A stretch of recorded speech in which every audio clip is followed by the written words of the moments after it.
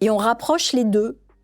Et on se rend compte que celles qui ont vécu le plus longtemps étaient celles qui, dans ces lettres écrites à 19-20 ans, manifestaient le plus d'émerveillement.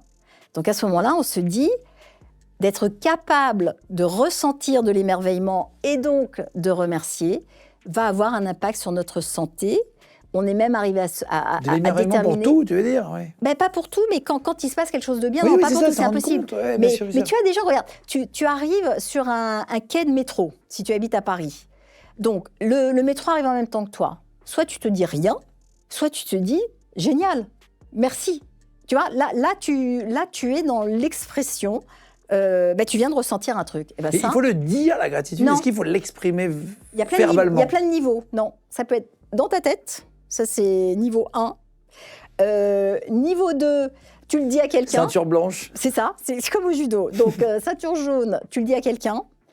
Et ça, c'est quelque chose, par exemple, que j'ai instauré quand j'ai découvert tout ça. J'ai trouvé ça tellement dingue que ça puisse nous permettre de vivre plus longtemps que j'ai eu envie d'apprendre ça à mes enfants.